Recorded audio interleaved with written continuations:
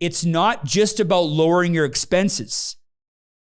It's about setting aside that cash flow to things that actually matter, that are actually going to move the needle. That's how you do it. That's how you go from $50 a month to $50 a week to $100 a week to 10 grand a week. Every time you have extra cash flow freed up or you earn a bit more income at your job, you take that exact amount and you throw it into a savings plan. That's how you get wealthy. What's up, everybody? Welcome back to Momentum Monday. I am Steve Holbrook, and of course, I am going to be your host today. And I'm super fired up for today's episode. Today, we are talking about the best strategies to save money. The absolute best strategies to save money. Let's face it, a lot of people aren't saving money at all. They're not saving nearly enough, or they're not saving according to plan. There's a lot of people right now that are living month to month, year to year, and they're just hoping and they're praying that what they're doing is going to be enough to get them to where they want to go. Look, no matter where you're at in your life, whether you're making $100,000 a year, $100,000 a month, or $2,000 a month, I believe that every single person listening to this right now could continuously improve, and we could all do a better job saving money. We all have work to do. None of us are where we need to be. So if you're listening to this right now and you're ready to take your savings plan to the next level, this episode is for you. All right, you guys, let's get into it. Let's talk about the best strategies for saving money. Number one, have a simple budget. Have a simple budget. Look, I don't care what you use, but you have a busy life and you have things going on, and you probably have a job, you might have a family, you have other things that you're doing. You're going to lose track if you don't keep a simple budget. I personally like to use a tool, mint.com. It's an app on your phone. It's a program online. You can go down below. You can download it. You need a simple budgeting tool. I like this tool because it tracks my budget. It tracks my cash flow. It tracks my net worth statement. But here's the key. Regardless of what you're using, you need to be using something that's simple, that there's a report at the end of the month so that you can be accountable to something. Because if you're not going to be accountable to something, if you're not going to be accountable to a budget or a budgeting tool, there's nothing that I can do for you. You are relying on hope and you're relying on prayer. Last time I checked, hope is not a strategy. Number two, set specific savings goals. Now that you have a budgeting tool that's going to help you stay on track, you need to set specific goals for saving money. So here's what I like to do. I like to use things like thermometers. This is a simple tip that I'm going to give you. If you go to Google, download savings thermometers, you pull it up, you'll see all sorts of saving thermometers. You print it out, you put it on your fridge, you put it in your office, you put it on your wall, and you write at the top, savings plan for a new house, savings plan for Hawaii trip, savings plan for my education. And then every time you start saving, every month you accomplish more and more, you highlight that thermometer all the way to the top. Why do I love this? Because the whole family can get involved. And if you're single and you don't have a family that you can be accountable to every time they go and look at the fridge, it's for you. It's to keep it in front of your face. So imagine this. You got your monthly budgeting tools. So you have everything organized. You have all the reporting to keep you on track. And then you have in front of you a thermometer for something specific that you're chasing. Now, you're not going to be able to have 20 thermometers, right, to track everything. But the one or two top things that you're saving for, I highly recommend using some visual aid, some kind of a savings thermometer for that specific goal. But in general, I want you to set specific saving targets for different areas in your life. When I started doing that, you guys, I can't tell you the difference that it made. My confidence went up, my belief went up, and I remember just taking the highlighter out of the drawer and highlighting it. It felt so good. And I just watched the thermometer climb and climb and climb. And what happens when a thermometer is climbing? The temperature is rising. Internally, your temperature will be rising as you start getting closer to that goal.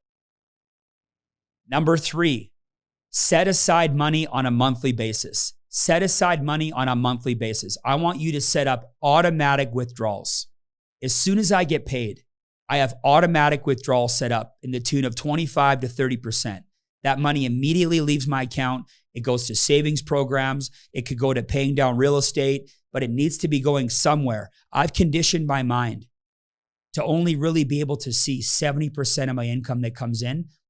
All of the rest comes off the top, goes immediately to savings. Now, I'm self-employed, so out of the 70, I still have to set some money aside for taxes, right? Never forget to save money for taxes if you're self-employed.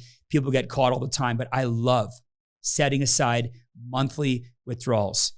When I was making $11 an hour at a restaurant, I got caught in the trap of, well, when there's money at the end of the month, I'll start a savings program. Man, I was waiting forever and I was never saving any money. So you know what I started doing? I started saving $50 a month. And then I got into the habit and I didn't even notice it was gone. And then I changed it to $50 a week. And then I upped it to $100 a week and then $200 a week. And then it grew from there. But here's the key. You got to set it and forget it. Money comes in, it's got to go out according to your plan. And you only work with the money that's left over. All of your budget, all of your expenses, your lifestyle fits into the money that's left over. You should make money and you should pay yourself first. And the way to pay yourself first is to set up automatic withdrawals from your bank account on a monthly basis. Absolute must, even if it's only $25 a month. Start somewhere. Number 4, tackle debt payments. If you're trying to save and your debt payments are out of control, you got to get a grip on your debt. I want you to write down all of your debt. I want you to look at all your payments, all your interest rates, and then I want you to utilize something called a snowball calculator, a debt snowball repayment calculator. And what that does is it basically takes the amount of money that you're putting towards your debts, right? It forces you to just pay the minimums on all the ones you can pay the minimums on and put all of the extra money towards the debt with the highest interest rate. And once that one's paid off, you put all of that extra money now on the second card or the third card and you pay it down in order. There should be a strategy to how you pay your debt down. I know a lot of people that are overpaying on they're trying to pay down their credit card that's at 9%, but they're only paying the minimum on the one that's 18, 19%. How does that work? You should pay off the one that's 18, 19% first, and you should pay the one that's 9% off last. That's how it should work. So you got to get a grip on your debt payments, on the interest rate of each one of those debts, right? What kind of debt is it? Is it a car loan? Is it credit card? Is it student loan debt? You know, I know a lot of student loan debt is at 0%, 1%, 2%. That's probably the stuff that you should focus on hammering down last, and you should focus on all the high interest stuff first. Now, I know it sounds simple, right? You're probably like, yeah, Steve, I get it. Makes sense. I took math grade 12 also. Okay, but are you doing it? Do you have a spreadsheet with your debt? Even your mortgages, rental properties. There's a strategy to paying off debt. Why is this important? Because when you can pay off the right debt first, it leaves more money left over to save. Remember, we're trying to get wealthy. We're trying to retire. We're trying to get on that trip. We're trying to pay our home down. And the way to do that is by freeing up cash flow. And this is a great way to free up cash flow. Number 5, buying food in bulk and making your own meals. Buying food in bulk and making your own meals. Listen, there's a couple things that used to kill my budget with regards to food.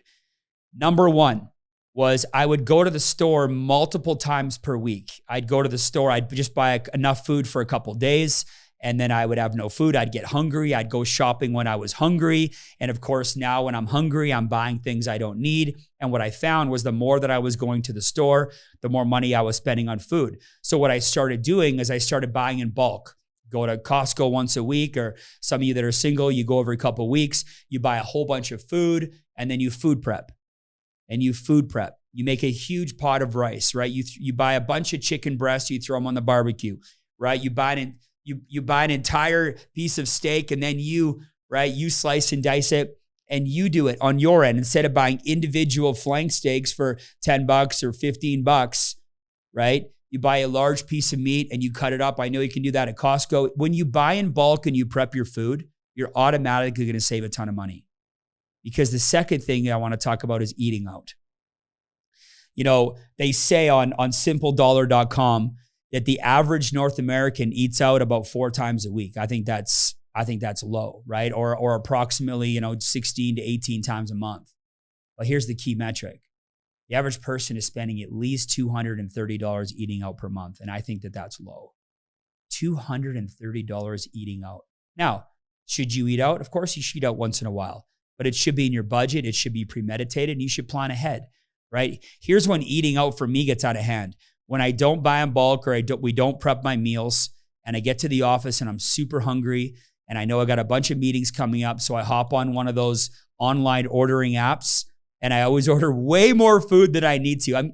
I'm getting crushed on the online ordering apps because every time you order online, you're obviously hungry. You ever notice you order 20 to 30% more, right? When it's on your phone, you're ordering from home. That's a fact. Your impulse eating, your impulse buying, you're spending money that you shouldn't be spending on. But man, to be spending $200 to $300 a month eating out when you probably don't need to be, it's $2,000 to $3,000 a year. Over 10 years, it's $20,000 to $30,000 with no interest. And I'm sure that you and I are both spending more than $300 a month on eating out if we actually figured it out.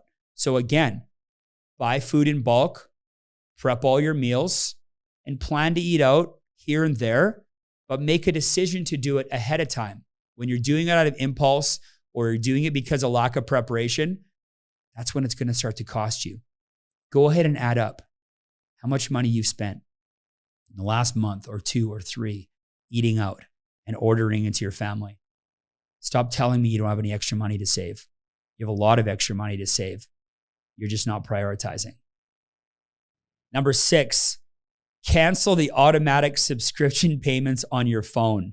Man, we got all these apps, all these programs that we've subscribed to, whether it's a sports app because I wanted to watch a certain game, or it's a budgeting app that I paid for, or it's a social media app, or it's a photo editing app that I paid a couple bucks for. Guess what? These subscriptions are renewing monthly or yearly in our phones. So if you have an iPhone, I recommend going to settings, tapping on your name, clicking on subscriptions, and look at all the subscriptions that you're paying for monthly. Go through your email, go through your bill. You're paying for things on a monthly basis that you have no idea that you're paying for. You know what you should do a couple times a year? Set some time aside, go through all the subscription payments that you're paying for, and make sure you get on track. Because you know why you don't pay a lot of attention to it? Because you think it's only $2 a month. It's only $3 a month. It's only $4 a month. It's only $18 a year. You start adding all that stuff up, month in, month out, year in, year out. I'm telling you, there's money there. There's money to be saved. I was getting crushed on that stuff and I fixed it and it made a huge difference. Number 7, reevaluate the vehicle you drive. Reevaluate the vehicle you drive. You know, about 5 years ago, I had a colleague in my business and she said to me, Steve, I'm going broke.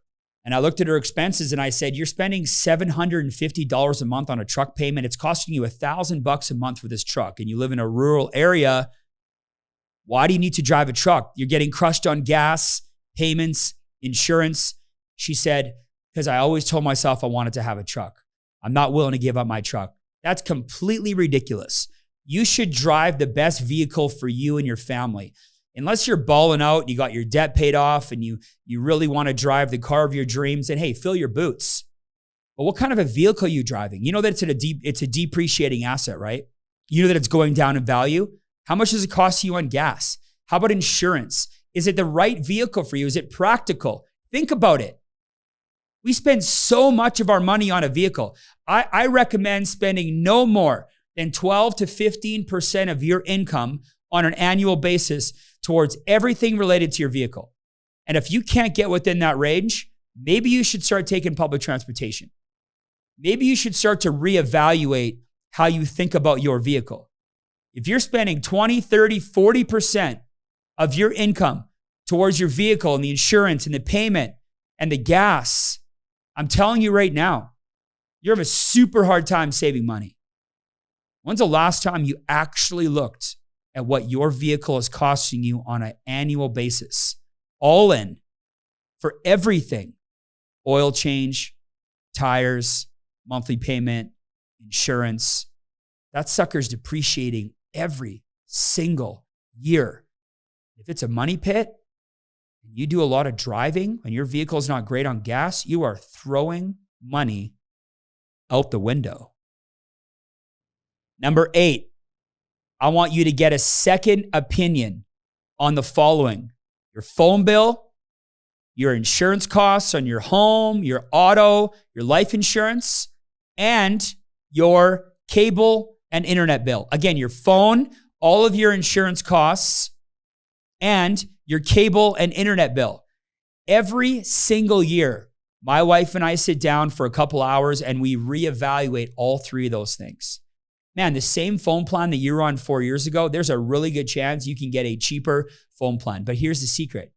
None of these companies are going to call you up and say, hey, Steve, this is Skippy from XYZ phone company. Yeah, we just have a better program here for you. We could actually lower your bill by $30 a month. Man, I never get those calls. Why would they call you up to lower your bill? You have to do the digging. You have to do the due diligence. Every single year we call in and we make a tweak. We're saving hundreds of dollars on our phone bills, hundreds of dollars on our insurance costs, hundreds of dollars on our cable and internet. Sometimes we even move providers to get 6 months for free. But you really got to look at that stuff. Yes, some of those things are things you need. You need a cell phone, right? You need internet. You need insurance. Do you need cable? I mean, that's up for debate. That's between you and your partner, right? But when's the last time you did a deep dive in all of those areas and you made sure you were getting the best price to the dollar? To the dollar. Because if you don't do that stuff for you and your family, who's going to do it? Who are you waiting for? There's thousands of dollars going out the window in these areas because we're not willing to spend 4 hours a year looking at it. And if you could spend 4 hours a year and save $1,000 a year on all your programs combined, that's $250 an hour over 4 hours. Where else are you going to make $250 over 4 hours? Think about it. You start saving that money, you're going to feel way better about it. Number 9, ask for discounts when you're buying things. Ask for discounts when you're buying things. What do I mean by that? Well, sometimes there's association member benefits. There's loyalty benefits. There's referral benefits. I was dealing with an investment program last week and I just asked, is there a benefits program? And because I was referred by somebody, the person that referred me got a $500 credit towards something. I mean, it was unbelievable. But you never know if you don't ask. You should always be asking, is there a loyalty program? Is there a member benefit? Is there a referral program? If you don't ask, you're never going to know. You will be shocked at the discounts that you can get. And yeah, sometimes you have to sign up for a membership over here for $50 a year. But if it saves you $300 a year on your insurance, I mean, I'm not a mathematician, but overall, you're making more money. Saving money means spending a little bit of time asking the right questions. And I'm telling you, if you start asking for discounts, you're going to go ahead and find them. Number 10, buy a coffee machine. Buy a coffee machine. I love Starbucks. I love my espresso. I love my lattes. But I bought a really badass Nespresso machine. And every single day I make myself 2 flat whites. And I know it costs me money to buy the pods. And I know it costs me money to buy the cream and put it in the frother. But I'll tell you what used to cost me $10 to $12 a day is costing me nowhere near that. When we actually figure out how much money we're spending on coffee, right, and tea and drinks, whether it's Tim Hortons or Dunkin' Donuts or Starbucks, we are blown away. And I know why I used to go to Starbucks, because I just love the way that coffee tasted. I love the way my flat white tasted. Guess what? I figured out how to do it on my own. Not because I'm cheap, not because I can't afford it, but because that $300 a month that I've been saving over 12 months, it's almost $4,000 a year. You compound that over 10 years with a bit of interest, that's $50,000, $60,000 over a decade.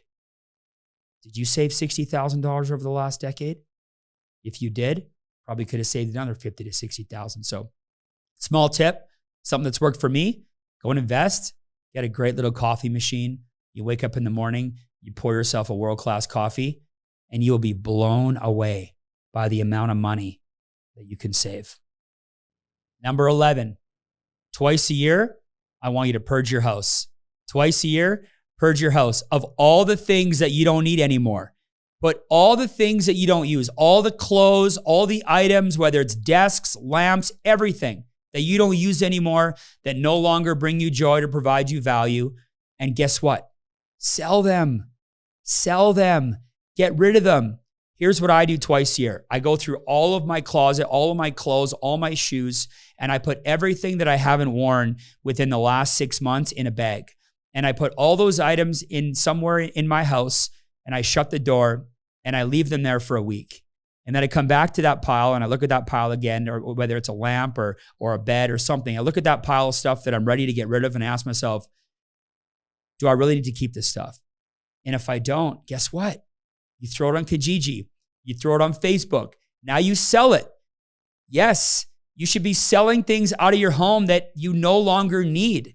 Hold up that shirt, right? Love it. Remember the memory that it brought you when you got it.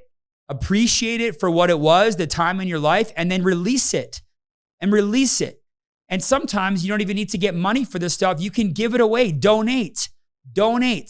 But what you're doing is you're creating space for other great things to come into your life. And no, I'm not emptying my closet of clothes so that I can just go fill it again. I'm emptying my closet. I'm getting rid of things around the house. Sometimes I'm selling things out of my garage, or I'm giving clothes away. It's to create space and declutter so that I can get focused on the most important things, like my savings plan, my family, my health. But if you want to save money, if you want one of my best strategies around money, declutter your home. Get rid of things you don't need anymore. Sell things out of your house. You could create an entirely new business by getting rid of things in your house that you no longer need. Those spare set of tires that have been in your garage for way too long, somebody will pay money for that. What I've realized is that one man or woman's junk is another man or woman's treasure. Go and try it and let me know how that works for you. Number 12, create a slush fund. Create a slush fund. What do I mean by that? Man, every once in a while, you got to have fun. You got to travel. You got to go with the girls or the boys, and you got to have some fun. So I'm not saying have no fun. I'm saying set aside money into a pool. I call it a slush fund. And every quarter or at the end of every couple of months, that is your money to do whatever you want with it. Whatever you want with it. And you don't have to feel guilty. Go to the mountains, or go on a trip, or spend it on Nintendo or Xbox, whatever you're into. But that is your money to do something happy with that's going to bring you pleasure. That is guilt-free spending. It's called a slush account. Most people don't have a slush account. And what they end up doing is impulse buying. When they want something, they go and buy it. Man, I reward myself for saving money in my slush fund. And when my slush fund hits a certain level, you know what I do? I go to the store and I buy 3 or 4 suits, and I spend $2 or $3 grand all at the same time. But that's money that I've been setting aside and working hard for. And once I set that money aside, it hits a certain level, $1,000, $2 grand, $5 grand, 10 grand, whatever it is to you, you take that money and you have to spend it. That's the rule. You have to spend the money in your slush fund. Just like you have to spend the money, just like you have to save the money that you're supposed to save, you have to spend the slush fund money and have fun doing it. Dream about it. Reward yourself. Saving money should be fun, and this brings fun to the game. All right, we got 2 points left. Stay with me. Number 13, reinvest all the money that you free up. Reinvest all the money that you free up. What do I mean by that? I mean, as you're paying down debt, as you're freeing up your cell phone bill, your cable bill, your insurance bill, as you're creating more money The second that you create more money in your bank account, it is an absolute requirement that you set that money aside into a savings plan. Look, you were getting by fine 3 months ago with that credit card payment, with that insurance bill, and with that phone bill. But now that you've reduced them and you've created that extra $250 a month, here's the biggest mistake people make. They free up that cash flow, they pay off that debt, they reduce that phone bill, and they don't reallocate that money towards savings. That is the biggest mistake that I see new savers make. They get excited, they get in a position, they lower their expenses. It's not just about lowering your expenses. It's about setting aside that cash flow to things that actually matter, that are actually going to move the needle. That's how you do it. That's how you go from $50 a month to $50 a week to $100 a week to 10 grand a week. Every time you have extra cash flow freed up or you earn a bit more income at your job, you take that exact amount and you throw it into a savings plan. That's how you get wealthy. That's how you get debt free. That's how you get on top of the savings game. All right, number 14. My last tip to saving money: take care of your health. Take care of your health. You might be thinking, Steve, what does taking care of my health have anything to do with saving money? I'm talking long-term, baby. You only have one body. You only get one shot of your health. If you are not taking care of your health right now, if you're not eating properly, if you're not exercising properly, down the road, your health is going to cost you so much more money than it is today. My best strategy for you to be in a position 10, 15, 20 years from now, to be enjoying that money you saved, or to still be saving more money than you ever dreamed of, is to take care of your health. Take care of your body. Love yourself. Treat yourself well. Put food in your body that fuels you. Don't eat for taste. Eat for fuel. Eat for longevity. Eat to go the distance. Treat your body right. And I'll tell you what, you treat your body right, it'll treat your savings account appropriately. I appreciate you guys joining me today. Look, if you got some value out of today, please leave a comment, share, make sure you subscribe. And if you're on iTunes or Spotify right now, please share this with somebody that needs to hear it. And again, I hope you guys got some value, and we'll see you next time. Thanks, everybody.